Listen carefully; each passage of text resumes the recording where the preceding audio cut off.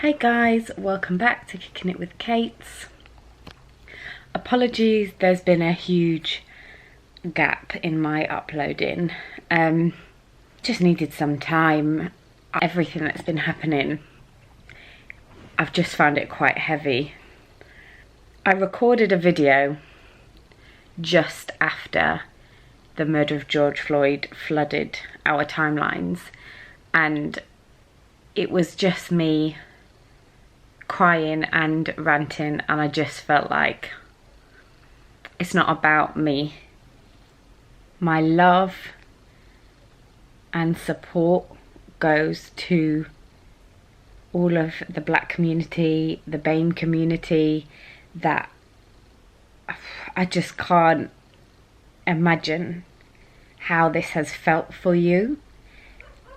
I know how I felt and how I've struggled, and I have not lived my 30 years on this life living this experience and fighting and living in it every single day. So I can't imagine how heavy this has been. On top of that, doing it in the middle of a pandemic when you are 4 times more likely to die from COVID.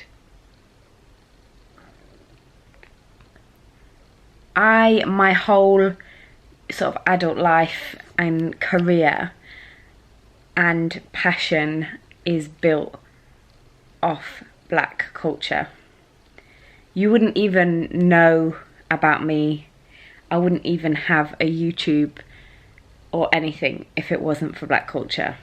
There's so many things about black culture that I and most people love. Whether it's music, it could be hip-hop music, it could be R&B, it could be... There's so many dance styles that have been influenced or are from black culture.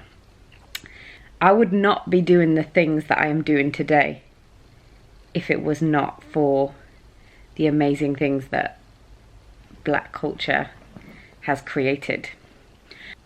I personally believe this time is about self-reflection, as in particular the white people of this world, about our privilege that we have, about things that we have maybe done, been a part of, not done, having uncomfortable conversations with yourself, as well as maybe family members, maybe employers. If you're not very clear on the subject and feel you need to be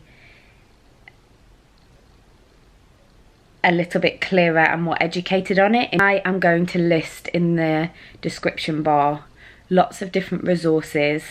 However you learn, we all learn differently. So I'm going to try and list a variety. So some videos, some articles, some YouTube pages, some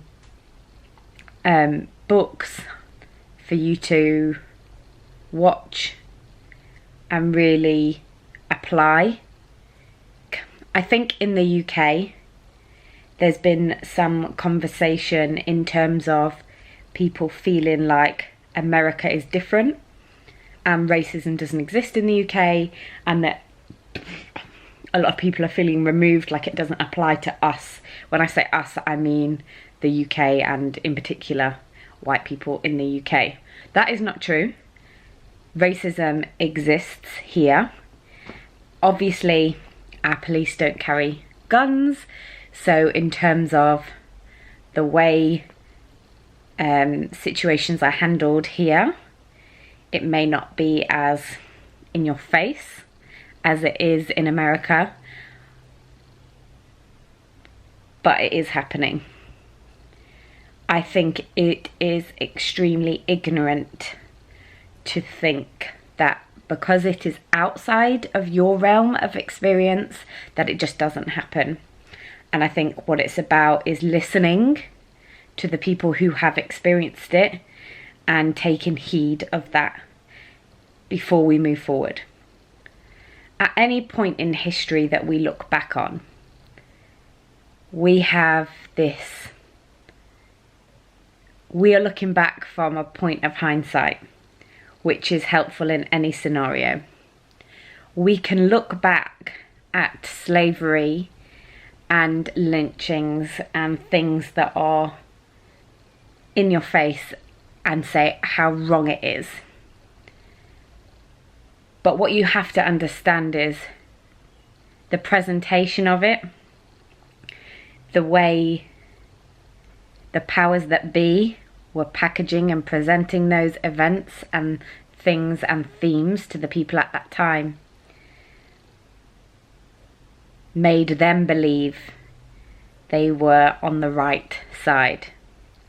And then we look back and say, how on earth were these white people doing this? How was everyone not in uproar to these things? And we can sit and say how amazing Martin Luther King is, but the reality is when he was alive and in that moment, that's not how he was discussed and looked upon. So I think you just have to question some of your thought processes and where they've come from, and just ask yourself, what side of history do you want to be on? Because I really feel and hope that we are in a time where real change is occurring, and that we're going to look back on this time. That can only happen, that equality and need for change can only happen from understanding and educating yourself. And I think that's the starting point. Sharing things on social media is great. Clearly, it has been the catalyst for the police officers getting arrested, along with petitions, signing petitions and all these amazing things. But I think moving forward from that as a starting block, it's about us reflecting on where we can continue to make changes happen in our own lives and in our own spaces and environments. Whether that's in your workplaces, having conversations with your bosses or your head teachers in your schools, whether it's having uncomfortable conversations with friends and family and calling them out when necessary. And I think British people in particular need to realise that it's not always overt in your face racism, and it's all the smaller things, the microaggressions that are just as harmful. If you consider yourself not a racist person, but you fall into that bracket of, and I put it all in the same bracket, all lives matter, complaining about the looting, the protests, anything, the social distancing, COVID within the realm of the protests. What else have I seen? What other nonsense have I seen? Comparing anything to this struggle is cruel and completely insensitive, and you wouldn't do it with any other subject. I've seen a lot of things explain this in a lot of different ways.